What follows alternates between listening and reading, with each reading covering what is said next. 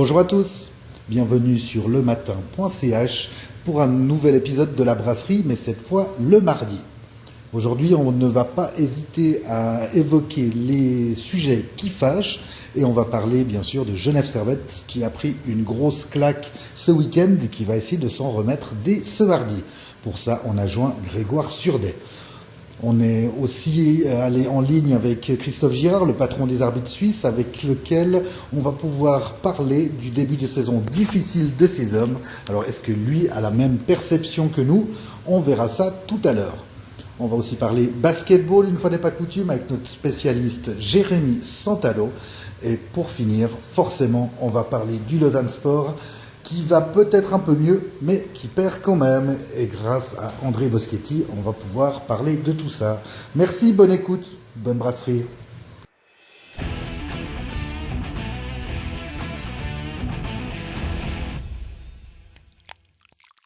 Alors, je suis avec Grégoire Surdet, grand spécialiste éminent de Genève Servette. Un week-end difficile pour l'ensemble du sport genevois, hein, le volley, le basket, le foot. Les défaites ont été alignées, mais j'ai l'impression que la défaite du GSHC contre Ambry a quand même pas mal marqué les esprits. Déjà parce que 10 buts à la maison, c'est pas commun. Et puis, il y a eu ce dernier quart d'heure. Mais je sais pas, est-ce que toi tu l'expliques Est-ce qu'ils ont lâché la partie? Qu'est-ce qui s'est passé? C'était dans la tête? Oui, salut Robin. Bon, écoute, je crois que je vais y aller après ce que tu viens de dire. Alors, je plaisante. C'est vrai que c'était un mauvais week-end à Genève pour le sport. Il faisait pas bon être fan Grenat.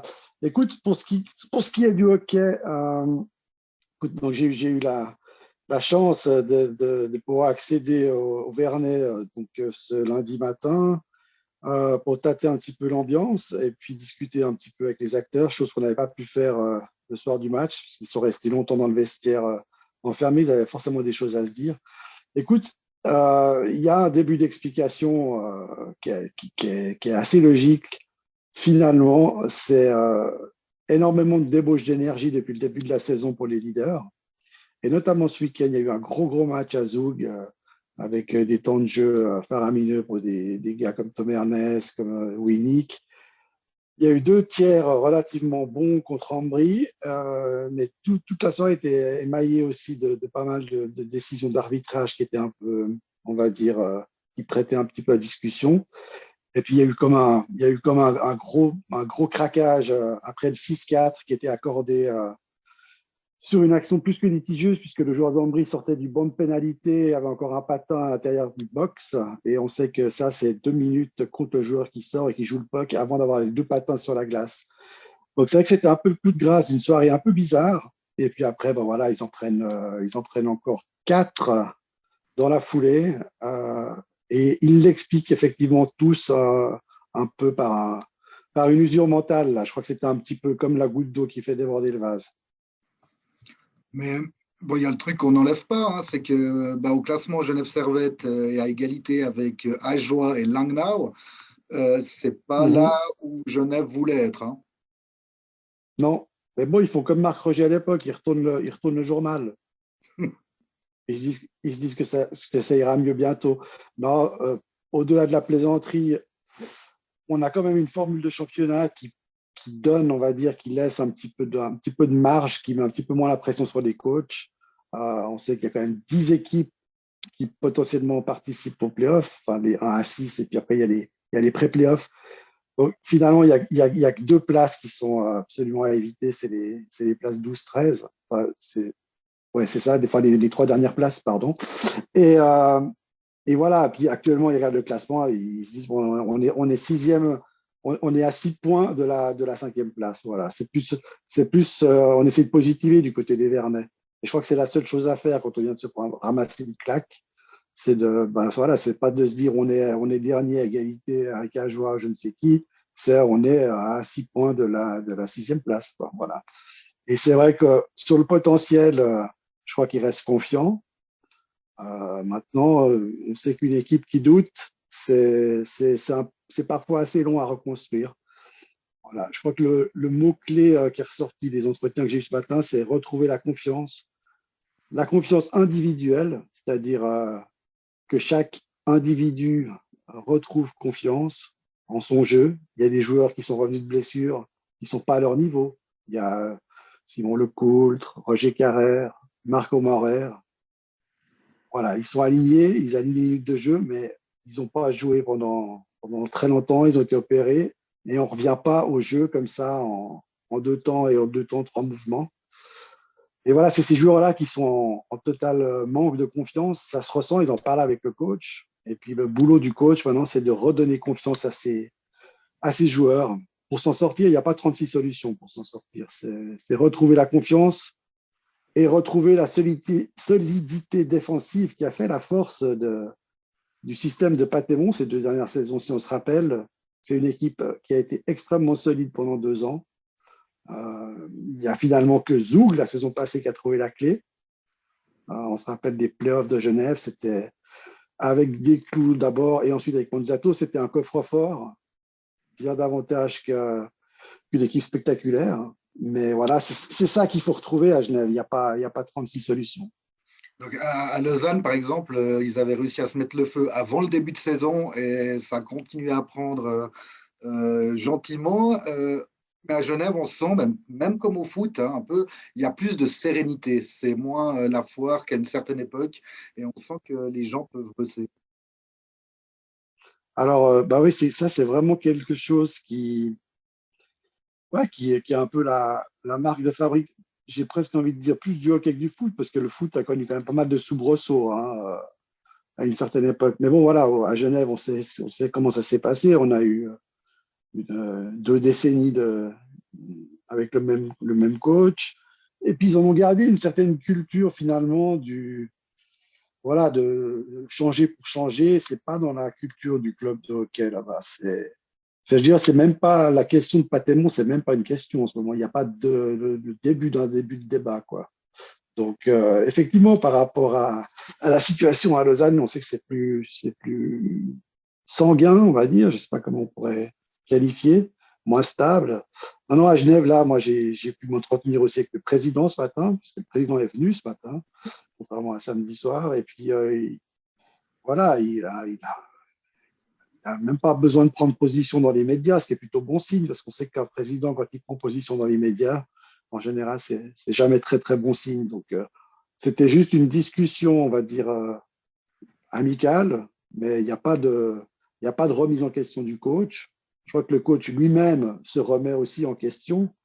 Et puis, visiblement, en tout cas de l'avis même de Patémon, il n'y a absolument aucun, on va dire, mouton noir dans le vestiaire. On sait que quand c'est compliqué dans une équipe de hockey ou dans une équipe de sport en général, c'est là que surviennent les problèmes d'ego. Voilà, donc, mais apparemment à Genève, je crois que chacun est conscient de la complexité de la situation, mais chacun a vraiment une véritable volonté d'en sortir. Et je crois que c'est un discours honnête qui m'a été délivré ce matin. Je ne pense pas que ça soit pour, on va dire, pour cacher un peu la merde au chat, comme on dit. Bon, je voulais faire plein de jeux de mots avec les bons débuts de Vatanen qui part comme un lièvre, Ouf. ou des trucs comme ça. Mais ça, c'est du vrai renfort, hein. Ah non, alors Vatanen, franchement, mais moi, pour tout dire, j'avais qu'une envie après le match 10-4, c'était d'aller le voir. J'avais demandé à le voir, à discuter avec lui. Pour 2 raisons, parce que déjà, il avait été excellent, et puis que c'était sa première partie au Vernet, 2 buts, un assist, une présence dans le jeu pendant 2 tiers. Après, évidemment, il s'est effacé comme tout le monde, hein. On ne peut pas sauver une équipe à soi tout seul. Et puis, j'avais aussi envie de l'interroger parce qu'il a connu aussi des périodes, justement, dans des équipes de bas de classement. Il a connu des moments difficiles. À New Jersey, je pense que ça aurait été pas mal d'avoir l'avis d'un vrai routinier, d'un vrai vétéran et d'un gars de classe, on va dire, internationale. Et je pense que lui, il n'a pas perdu le sourire après le match, il ne va pas paniquer, quoi. Et non, ça va être intéressant de le voir évoluer. Bah, s'il continue comme ça, dans 2, 3 matchs, il est déjà top scoreur. Mais c'est vraiment, moi, je pense qu'on aime ou pas Genève, c'est le genre de joueur qu'on va avoir plaisir à avoir joué, même si on est supporter adverse. Franchement, c'est des gars qui sont juste magnifiques. Il faut en profiter parce que je ne pense pas qu'il va rester forcément très, très longtemps en Suisse. En tout cas, plus qu'une saison, ça serait surprenant. C'est vraiment la classe internationale. Moi, hors lockout, c'est un des tout bons joueurs j'ai vu évoluer sur les patinoires suisses, c'est certain. Tom Ernest et lui, ils peuvent gentiment prendre 30 minutes par match. Il y a des défenseurs de talent qui sont en train de revenir, qui étaient blessés. Genève n'a pas besoin d'un Gennady, sérieux. Non, franchement, pour tout dire, de ce que je sais de mes informations, tu sais comment on dit mes informations, non, le sujet Gennady, il a été évoqué cet été. Mhm. Il y a eu une touch, il y a eu discussion entre Genève et Lausanne. Donc, ce n'est pas un sujet qui date du clash de l'autre soir, on est bien d'accord. Je crois que tout le monde a plus ou moins compris que Gennady n'était pas forcément encore très heureux du côté de Lausanne. Mais à l'heure actuelle, j'ai encore eu tout récemment le directeur sportif Marc Gauci au bout du fil. C'est évident que dans l'état actuel, comme tu dis, avec l'arrivée de Vatanen, avec le retour des blessés, c'est qu'il n'y a même pas de place pour Gennady. Voilà. Et donc, il n'est pas question d'un échange ou quoi que ce soit. Ça aurait pu être un débat cet été, ça ne s'est pas fait.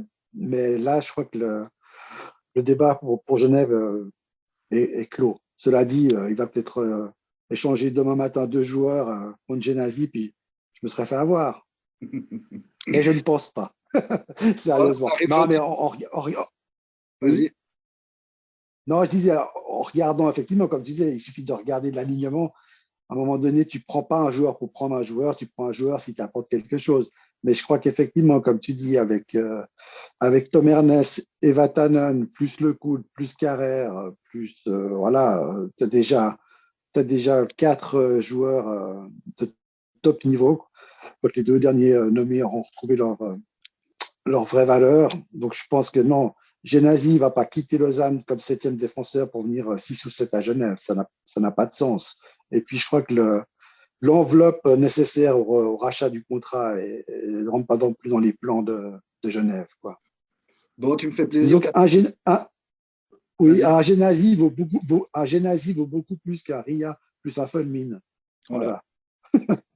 Bah, je te remercie. Je vois que tu as retrouvé le sourire. Tu as pu voir les joueurs après, Oui, après le lockout des vestiaires de samedi. Et ça fait plaisir. oui, bah écoute, finalement, ils ont bien réussi leur coup parce que finalement, on a parlé plus du lockdown que des joueurs. Donc finalement, ils étaient assez contents d'eux, je crois. Ouais, pour ça C'était un aussi. petit peu le but. C'était un petit peu le but de la manœuvre, hein, peut-être. Ouais, bah, ils ont réussi leur coup. Comme on dit, on va Voilà. pas vers le beau dans le sport avec ça. C'est pas toujours très joyeux. Non, mais bon. Voilà, ils ont ouvert les portes aujourd'hui, il n'y avait pas de souci. Tout est bien qui finit bien. Jusqu'à la prochaine Voilà. victoire. Ça marche. Merci beaucoup. À bientôt. Ciao Robin, merci.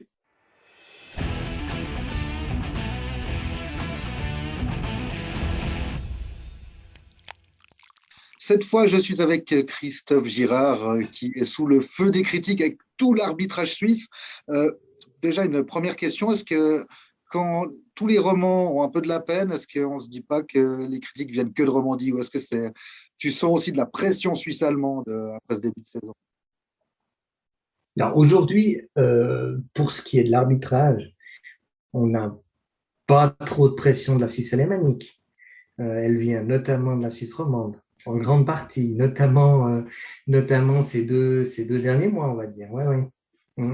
Mais est-ce que vraiment vous avez senti un petit relâchement en ce début de saison, ou est-ce que pour toi, pour vous, ça se passe pas mal? Non, alors moi je crois que j'ai suffisamment dit ces derniers temps dans les interviews que j'ai données, que ce soit à la presse écrite ou à la radio encore la semaine dernière. Non, les arbitres, mes arbitres ont eu une mauvaise passe durant en tout cas le mois de septembre, ça c'est une certitude. Je n'irai pas jusqu'à dire, comme ton confrère du bout du lac, que c'est depuis le début de la saison. J'exagérerai quand même pas jusque-là. Mais je pense qu'effectivement, les prestations du mois de septembre, elles ont pas été bonnes. Et elles ont porté. Alors, elles peuvent porter à la critique. Moi, j'ai pas de problème, ou à la discussion. Et puis, néanmoins, être réglementairement juste. Le problème, c'est que j'ai un souci parce que les prestations de nos arbitres en tout cas, ces 4 dernières journées, elles sont pas bonnes. Ça peut venir de quoi et comment est-ce qu'on corrige ça? Bah, c'est pas en tapant sur les doigts des gens que ça va forcément devenir meilleur. Et puis, bah, surtout, ça vient d'où? Est-ce qu'il n'y a pas une petite lassitude aussi? Il faut se réhabituer hors du public, c'est une autre façon de communiquer. Il y a beaucoup de choses qui ont changé pour eux aussi. Alors oui, ben, comme tous les joueurs, ils ont dû se réhabituer à avoir du public, donc à avoir un peu plus de pression sur leurs épaules que ce qu'ils ont eu la saison dernière. Après, ça reste des professionnels, hein. Ils ont, pour certains, une grande partie continuent à arbitrer à l'étranger aussi. Dans certains pays de l'Europe, comment dire, les stades n'étaient pas vides, donc c'est pas tout à fait une notion qui les a quittés. Après, non, c'est difficile à dire. On a toujours ce phénomène, hein. Chaque saison, on a une partie, on a tout d'un coup une, 2 journées qui sont pas bonnes, qui prêtent le flanc à la critique. Et puis c'est normal, c'est un cycle normal. Il y a des fois où on est bon, puis sans l'expliquer, il y a des fois où ça se passe pas très bien. Là, ce qui est le plus étonnant, c'est qu'on a des arbitres, plusieurs arbitres, pas toujours les mêmes, et qui ont fait leurs prestations discutables pratiquement tous en même temps. Donc non, il n'y a pas de, j'ai pas d'explication sur pourquoi ils ont fait ceci.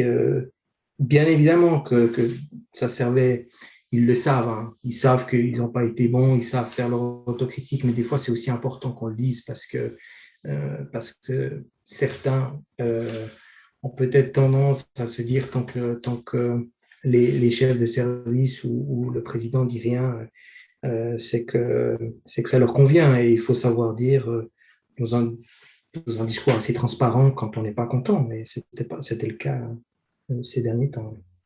Il y a une chose en particulier qui était soulignée, c'est la difficulté lors de l'intervention de la VAR pour l'arbitre vidéo de contredire son collègue. Est-ce que tu peux nous expliquer comment ça fonctionne et psychologiquement pour les deux, hein, bah, c'est pas simple à gérer aussi. Non, alors c'est complètement vrai, c'est pas simple. Ils ont une paire d'yeux supplémentaires qui sont leurs collègues, qui viennent contrôler rapidement les décisions qui sont prises, savoir si elles sont fausses ou justes. Mais j'ai aussi entendu cette hypothèse ces dernières semaines, ces derniers jours, où on disait effectivement que les arbitres n'osaient pas intervenir pour pas faire du tort à l'arbitrage ou à leurs collègues. Pas du tout. Finalement, euh, les arbitres, ils ont parfaitement conscience qu'ils seront jugés. Ce qu'il faut savoir, c'est qu'ils sont jugés dans le stade par l'inspecteur qui est sur place.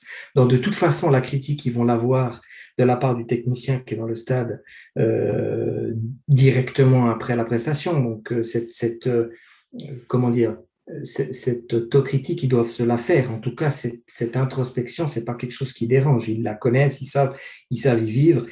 Il faut savoir que le processus, un arbitre qui arrive en Super League, il a en tout cas entre 8 et 10 ans d'expérience pour être arrivé là où il est, en ayant passé toutes les ligues. Et week-end après week-end, il a subi le même exercice, c'est-à-dire une critique directe, très franche, et entre guillemets aussi une notation, puisqu'ils sont notés, qui peut être mauvaise par moment. Donc c'est quelque chose qui est pas exceptionnel pour eux. Ils le vivent pas mal. Ils en ont l'habitude depuis le début de leur carrière. Donc non, cette remise en question, elle ne pose pas de problème. Que ce soit un de leurs collègues qui vienne leur dire attention, non, je pense pas. Je crois que l'exemple, c'est la saison dernière où on a eu beaucoup de situations où les arbitres VAR ont très régulièrement sont intervenus pour soutenir. Ils ne le voient pas comme une concurrence, ils le voient comme un soutien.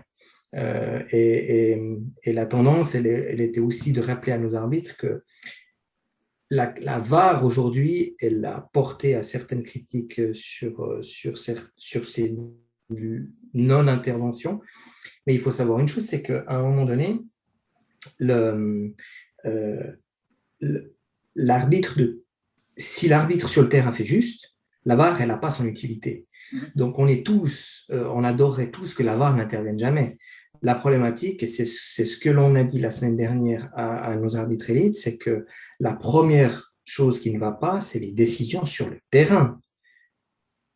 Ensuite, il y a un deuxième échelon qui n'a pas été au mois de septembre, c'est que la VAR a aussi fait des erreurs ensuite. Et ça, c'est problématique, parce que c'est censé être quand même le filet de sécurité, et si le filet est troué, ça ne va pas. Mais il y a un truc que moi j'identifie comme un problème et qui m'énerve régulièrement beaucoup. On voit hier Shaqiri qui se fait annuler un but pour un hors-jeu d'un demi-genou. Oui, Manchester City qui n'a pas un penalty pour une faute claire. On n'est pas informé qu'il y a la VAR. Et ça, c'est des matchs où il y a 32, 36, 40 caméras. Et en Suisse, c'est souvent 8.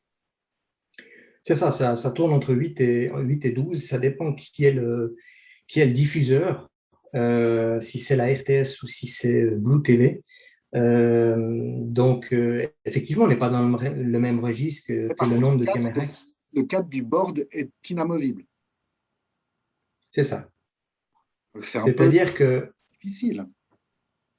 c'est-à-dire que quand ils ont réfléchi à l'exercice, ils se sont dit, les règles, elles peuvent être appliquées dans un cadre que l'on peut mettre en application sur toute la planète, en tout cas dans les championnats qui souhaitent avoir la VAR. Et d'où l'universalité du football. Hein. Tu as connu ça comme moi. Il y a une règle qui a toujours primé, c'est que le football doit pouvoir se jouer respectivement avec les mêmes règles dans une compétition internationale comme en junior D. Point. C'est On viendra tous avec l'universalité la du tête football. voir le FC Chalon pour qu'il y ait la VAR.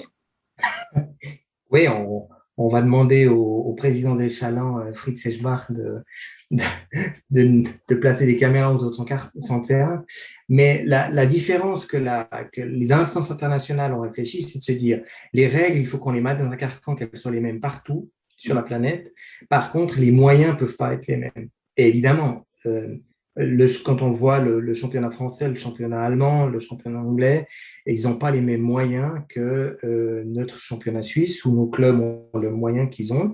Et il faut savoir que la Ligue, respectivement, c'est les clubs qui sont derrière la Ligue, ils ont des moyens qui sont limités.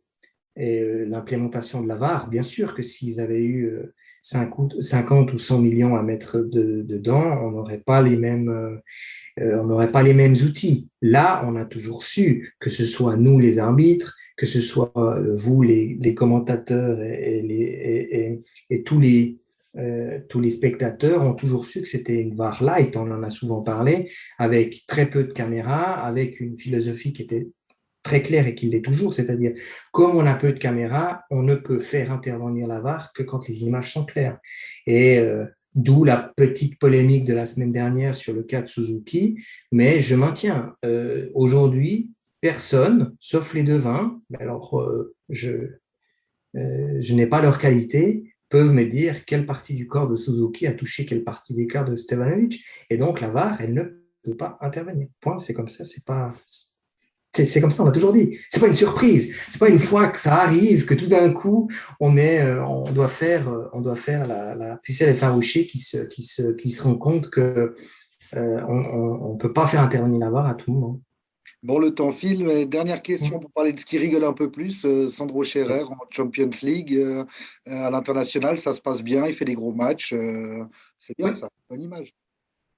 Alors, c'est très positif, c'est très bien pour nous, dirigeants, parce que ça prouve qu'on est un peu sur le bon chemin, même un peu beaucoup. Donc, c'est pas mal de voir arriver Scherer dans les 50 meilleurs arbitres européens. Ça lui ouvre des très gros matchs. Il en a fait un certain nombre. On l'a vu il y a 2 semaines à Bruges contre le PSG. Donc oui, il s'y fait. Et puis, ce qu'il faut se dire en général, c'est que au niveau international, au niveau européen, nos arbitres ont fait des très bonnes prestations comme rarement ces 6 derniers mois. Et c'est tout le paradoxe. C'est-à-dire que je suis confronté à une polémique au niveau national, mais au niveau international, nos arbitres ont pratiquement jamais été aussi bon. Donc, on va avoir des promotions internationales auxquelles on ne s'attendait pas du tout. En espérant une petite Coupe du Monde dans 1 an et quelques. Alors, ça me paraît un peu compliqué parce que les listes sont déjà prédéfinies. Donc, à moins qu'il y ait un accident, des blessés, ça me paraît un peu court, mais on peut légitimement espérer un trio suisse pour l'Euro le prochain. Ça fait plaisir. Merci Christophe. Merci à toi.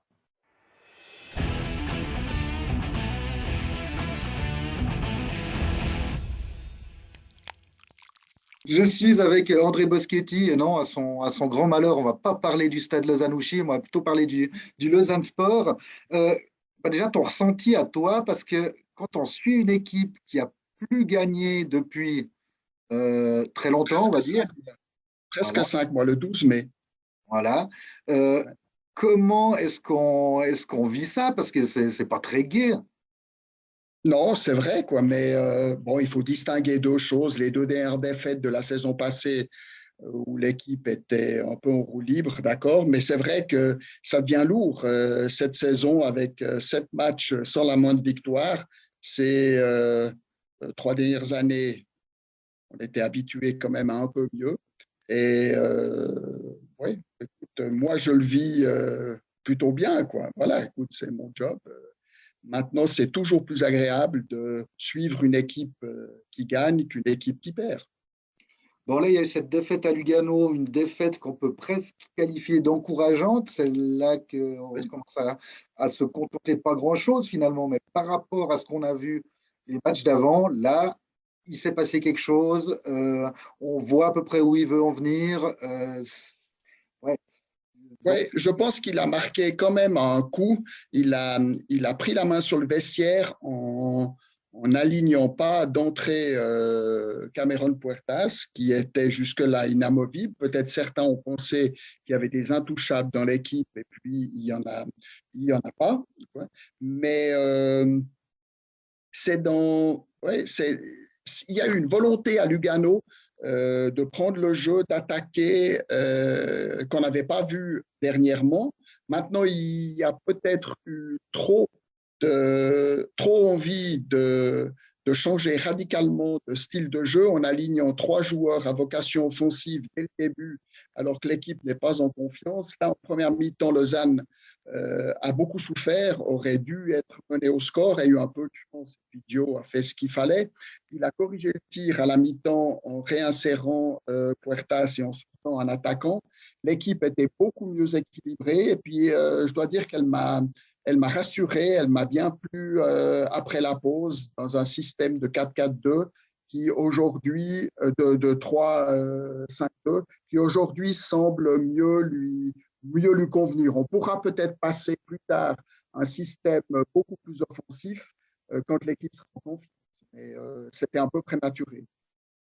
Bon, là, on a déjà un quart du championnat qui est joué, mine de rien.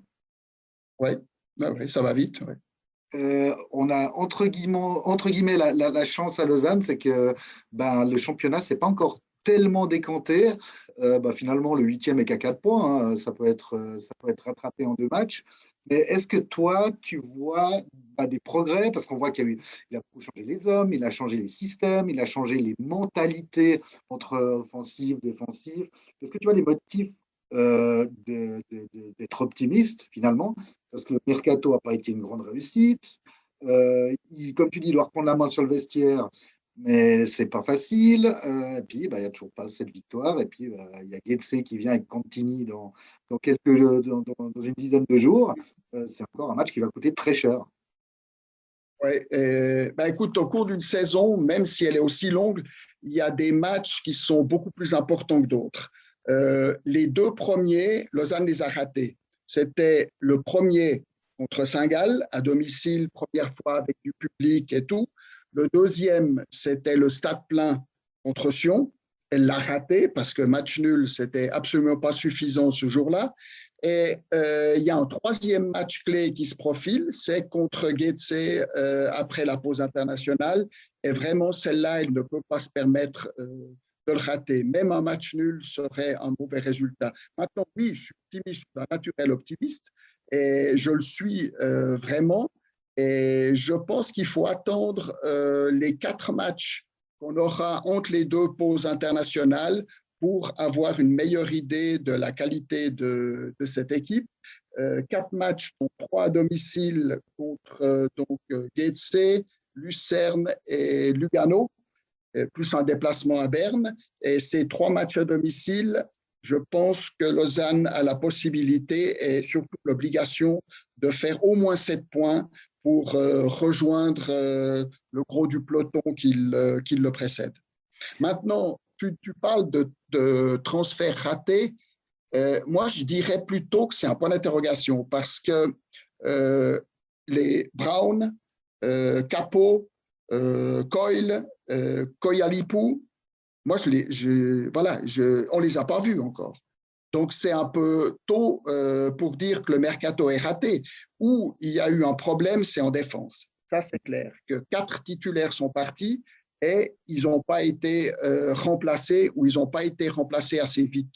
Et quand on annonce au mois de juillet qu'on va jouer le maintien, on sait que la défense est le secteur de jeu le plus important. Parce que si l'équipe n'est pas solide derrière, le groupe ne peut pas prendre confiance. Et puis ça, c'est là où le mercato a péché, a été trop tardif et insuffisant à mon avis. Parce que quand tu alignes comme titulaire 2 gars qui ont 0 match de Super League avant le début de cette saison, qui ont 18 et 20 ans, qui sont talentueux, on réclame toujours que les jeunes du cru soient mis en vitrine. C'est le cas aujourd'hui. Mais ils sont mis en vitrine trop souvent et trop longtemps. Et ça, c'est pas peut-être les servir. Mais ils ont montré qu'ils ont de belles qualités et que bien entourés, et je pense que l'arrivée de Grippo va beaucoup les aider à mûrir et à progresser. Malheureusement, elle arrive un mois trop tard. J'aurais aimé voir Grippo, même si ce n'était pas possible, ou un autre défenseur d'expérience beaucoup plus tôt. Et c'est vrai que dans les transferts, ils ont eu un peu de malchance avec Weber, un trentenaire qui devait venir de 2e division française, qui avait connu la Ligue 1. C'est lui qui, à l'origine, devait porter l'expérience dans l'équipe. Il n'a pas passé de visite médicale. Et je pense que là, Souleymane Cissé aurait peut-être pu faire un peu plus vite et mieux. Autrement, pour le reste, c'est un peu tôt pour juger. Tu as un peu résumé le truc. Les 4 recrues au milieu n'ont pas encore beaucoup joué. Lausanne avait besoin de se renforcer pour faire mieux. Ah oui, absolument, pour remplacer Guessant, surtout Guessant et Dacunia. Voilà, je ne parle pas de la défense, mais là, il voulait un centre avant d'expérience. Il avait annoncé, je pense qu'il est arrivé tard et gros, surpoids flagrant. Et bon, ça, voilà, quoi. Et puis, mais je pense, pour les avoir vus, Coyle et surtout Koyalipou en match de préparation, ils savent jouer au foot. C'est vraiment des bons joueurs. Maintenant, c'est clair que quand tu as 20 ans, quand tu as 19 ans, tu changes de pays, tu changes d'entraîneur, de club, tout ça, il te faut un temps d'adaptation. Le même temps d'adaptation qu'il avait fallu à Guessant, à Dacunia, pour donner le meilleur d'eux-mêmes. Il faut pas oublier la première sortie en tant que titulaire de Guessant et Dacunia contre Lugano, dans cette sinistre pontaise vide. Ceux qui ont pu voir ce match à la télévision, ils se sont dit, mais ils sont allés chercher des charlots. Voilà. Eh bien non. Puis on a vu quelques mois plus tard que c'était vraiment d'excellents joueurs qui aujourd'hui sont dans le contingent de Nice, 3e de Ligue 1. Voilà. Il faut vraiment que les gens aient un peu de patience. Je sais bien que la patience, ils en ont de moins en moins vu les résultats, mais voilà. Le Lausanne Sport aujourd'hui, c'est ça, c'est une politique de jeunes voulue par Ineos et je pense qu'ils vont s'en sortir, mais ça sera plus compliqué que l'année passée. Bon, le temps file, ce sera ma dernière question. Lausanne arrive à remplir 12 000 personnes un match contre Sion alors qu'il n'y a pas eu de victoire. Donc, le marketing a passé des steps, des pas assez incroyables. Le stade est super bien fait. Et il y a pas ces résultats, quoi. Ça doit être super frustrant pour la structure, pour Ineos. Absolument, ouais, ouais, ouais. Je pense que les gens l'imaginent peut-être pas parce qu'à juste titre, ils considèrent, ils pensent peut-être que le Lausanne Sport pour Ineos, c'est un jouet sans grande importance. Mais je pense pas, je suis pas d'accord. Ils ont investi beaucoup d'argent. C'est clair que les supporters de Lausanne Sport, quand ils ont vu Ineos arriver, ils ont imaginé les millions et avoir une équipe capable de lutter pour le titre dans les 2 ans. Ma foi, ils ont une politique qui est différente, mais ils ont mis, je ne peux pas dire de conneries, mais ils ont mis plus de 30 millions déjà dans ce club, mais ce n'est pas dans l'équipe, ce n'est pas leur politique. Et ils tiennent vraiment à ce club, ça m'a été répété par plusieurs personnes différentes à maintes reprises, et il faut avoir de la patience, c'est une politique de jeunes qui est à mes yeux très intéressante, non seulement très intéressante, mais aussi la seule que tu peux appliquer en Suisse, qui est une ligue de formation. Et ouais, quand on voit les millions que dépense Ineos pour renforcer l'OGC Nice, avec succès d'ailleurs, ils se disent, mais pourquoi il n'y a pas quelques millions alors que, comme tu dis, ils font beaucoup dans l'animation, ils ont mis beaucoup d'argent dans le stade et tout. Pourquoi est-ce qu'ils ne font pas un petit effort sur le terrain? Mais c'est leur politique, je pense qu'ils l'ont choisi, il faut l'accepter. Mais je comprends la frustration des supporters. Je pense que leur première saison au LS, vous avez mis justement beaucoup d'argent et que ça avait eu l'effet inverse, a pas mal pesé dans les réflexions aussi. Voilà, peut-être que ça a joué en défaveur du Lausanne, le fait qu'ils investissent beaucoup d'argent pour Ineos, c'était pas énorme, mais quand même plus de 3 millions dans des transferts qui se sont quasiment tous avérés des flops, eh bien, les a refroidis. Bob Radcliffe est arrivé pour mettre de l'ordre là-dedans. David Thompson, qui était un peu plus rêveur, a été prié d'aller voir ailleurs. Quoi. Il a Ineos, mais plus à la tête du Lausanne Sport. Et voilà, peut-être que si l'entame de l'aventure Ineos s'était bien passée, ils auraient accepté, ils auraient de mettre un peu d'argent dans le sportif aussi. Mais n'oublions pas qu'ils en ont mis beaucoup dans le club. Merci. Et puis, encore davantage quand le centre d'entraînement va arriver d'ici 3 ans. On se réjouit, parce que s'il n'y a pas de papillons. Et qu'on repasse en terrain, en herbe à la Thuile. Alléluia. Alléluia. Merci André, à bientôt. Je t'en prie, à bientôt, Julien.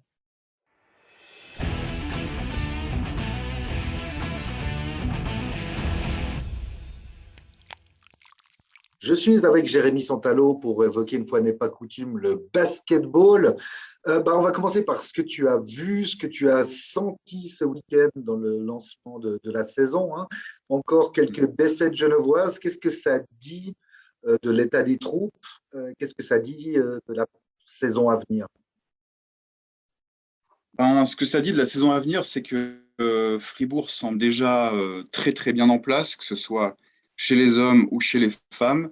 Ce qu'on a déjà pu observer pendant l'intersaison, c'est une certaine continuité dans les effectifs à Fribourg. Fribourg a conservé chez les garçons son noyau suisse et chez les filles, c'est également le cas.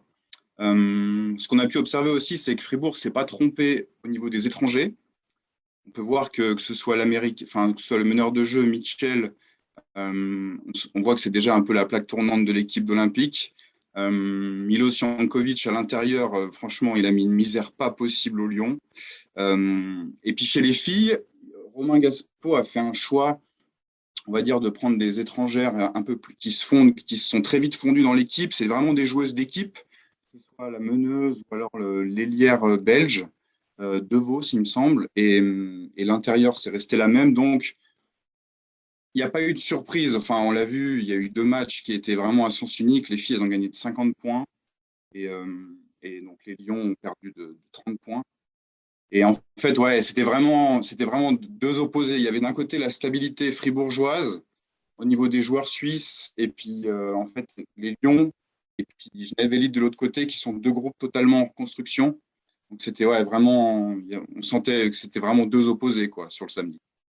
Donc Fribourg, encore une fois, très grand favori, mais ça doit couiner un peu chez les Lions à force. Enfin, oui, Fribourg, très grand favori de par leur stabilité, de par les étrangers qu'ils ont recrutés. Enfin, je veux dire, là, ils avaient joué la Champions League en septembre. Donc, en fait, ils ont dû être bons et performants très tôt dans la saison. Donc là, je ne sais pas si on peut vraiment dire les Lions, de par leur performance de samedi, vont être très loin cette saison de Fribourg. Je pense que c'était, encore une fois, ce n'est que la Super Cup. C'était que le premier grand rendez-vous. Il ne faut pas oublier que les Lions ont joué sans leur meneur étranger, qui s'était fait les croiser pendant la semaine, que le remplaçant n'est toujours pas là. Et quand tu bâtis tout un mois d'août, toute une préparation autour de la nouvelle tête pensante, de celui qui doit guider le jeu, et puis que ce gars-là se blesse, déjà, je pense que ça a eu un gros impact dans le vestiaire. Je pense que les gars, ils ont pas dû être très, très bien pour préparer cette Super Cup. Et puis, il y avait d'autres blessés au sein de l'effectif des Lions. Il y avait Montero qui avait été malade dans la semaine, qui avait mal au genou. Il y avait le deuxième meneur aussi qui n'était pas bien, en proie à des soucis de dos. Donc, ça faisait beaucoup pour jouer Fribourg, qui était déjà lancé via la Champions League.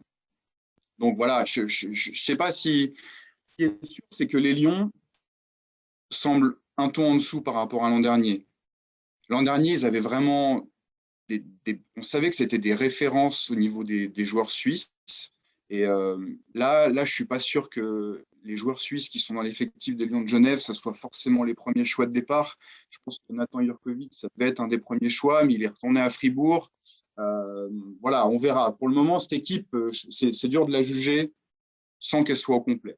Après, chez les filles, c'est clair qu'il n'y a pas de débat. Enfin, selon moi, l'an dernier, les filles de Fribourg, elles ont tout raflé. Et là, elles sont parties pour rafler les 4 trophées aussi. Alors, elles joueront la Coupe d'Europe. Et puis, est-ce que Fribourg Olympique a fini par s'inscrire à une Coupe d'Europe ou pas?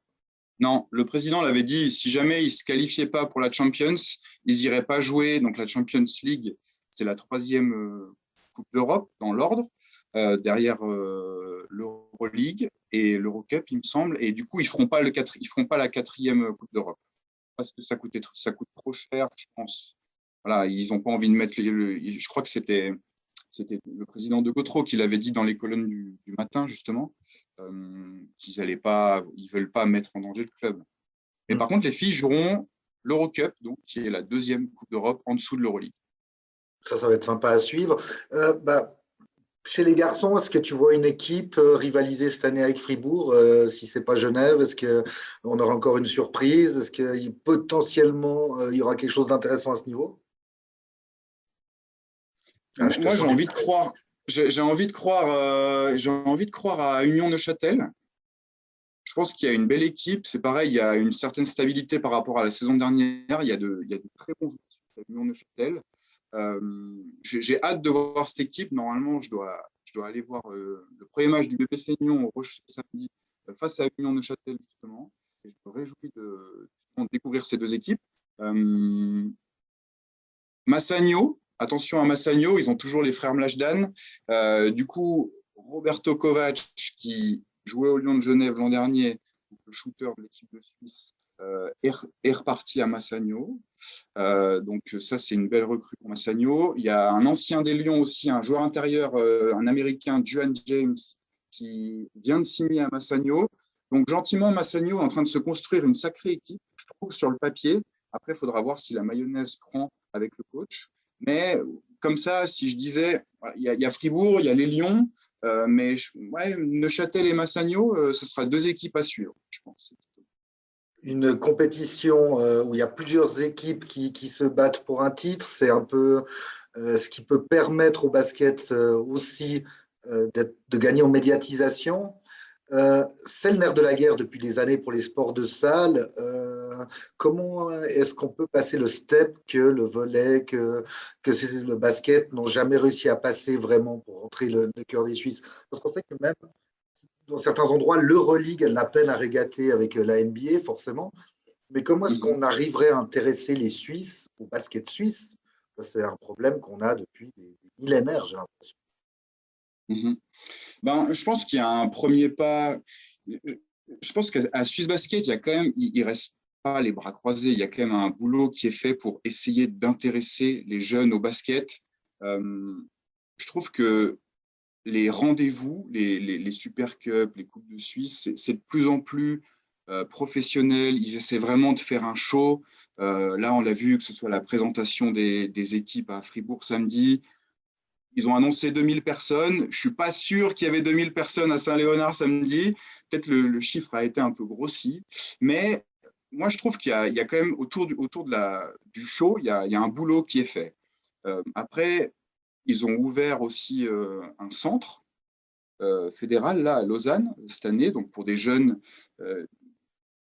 Voilà, ils font des choses dans le but d'intéresser les jeunes. Après, je pense que ça va prendre un moment avant que on arrive à sortir des très bons jeunes joueurs suisses, parce que là, il faut savoir qu'une fois qu'il y aura plus les Mlajdan et tous ces joueurs suisses-là, il faudra voir s'il n'y a pas un trou justement au niveau générationnel. Mais je pense que la clé, c'est pour intéresser les jeunes, c'est la formation. C'est continuer de professionnaliser le basket justement dans les grands rendez-vous comme ça, la communication et voilà. Et après, peut-être que justement, il y aura de plus en plus de médias qui commenceront aussi à s'y intéresser, à en parler, et c'est aussi une des clés. Donc voilà, ça passe par toutes ces petites choses-là. Est-ce que Clint Capella va pouvoir revenir de plus en plus souvent? Voilà, ça serait typiquement quand Clint est là, c'est aussi complètement différent. Et les jeunes vont venir le voir et puis vont s'y intéresser. Et je pense que Clint peut être aussi un facteur. Le temps file. Je vais te poser une dernière question qui me tient à moi à cœur. Je ne vais pas te mentir, j'ai de la peine à m'intéresser au 5-5 en Suisse. Ce n'est pas ma culture. Mais par contre, je suis complètement tombé dans le 3 contre 3 que je trouve beaucoup plus spectaculaire, beaucoup plus concentré, une sorte de playground qui, moi, me plaît beaucoup. Ce qui se passe à Lausanne chaque année, c'est vraiment un show hallucinant. Ouais. Est-ce que ça peut être une porte d'entrée, le 3-3 vers le 5-5? Est-ce que ça peut être une belle vitrine? Est-ce que ce ne sera pas à terme une concurrence aussi? Comment tu vois le 3-3 par rapport au 5-5, toi? Non, une concurrence, je pense pas. Je pense que c'est vraiment deux choses totalement différentes. Si on arrive à… Voilà, il y a une grosse équipe autour de Gilles Martin. Ils ont fait des très bons résultats il y a 2 ans. Ils étaient dans le top 12 mondial. Cette année, c'était plus compliqué. Je pense qu'ils le savent et puis c'est un secret pour personne. Je ne pense pas que ça soit le 3-3. Je ne pense pas que ça va faire de l'ombre au 5-5 et inversement. Je pense que ça peut plutôt être complémentaire. Ça ne peut que, en gros, aider à promouvoir le basket en Suisse. Et non, je ne vois pas ça. Je vois pas les deux en concurrence, franchement. Non. Est-ce que pour la Suisse, ce n'est pas plutôt le 3-3 qu'on devrait viser? Parce que sortir 4, 5, 6 joueurs, c'est potentiellement faisable. Tandis qu'en sortir 8, 12, 15 pour avoir une équipe de 5-5 performante au niveau international, même s'il y a 24 qualifiés maintenant à l'Euro, est-ce que ce n'est pas plus simple d'avoir une grosse équipe de 3-3? Si, je pense que ça peut être plus simple. Je ne sais pas si c'est le mot, mais c'est tellement, je trouve, deux disciplines différentes, le 5-5 en salle et le 3-3 dehors. Est-ce que le 3-3 est plus accessible? Sûrement. Après, encore une fois, faut voir, parce que là, pour le moment, les joueurs suisses qui ont en 3-3, Badara Top, maintenant, il ne joue plus du tout en 5-5, il s'est mis que au 3-3 avec Gilles.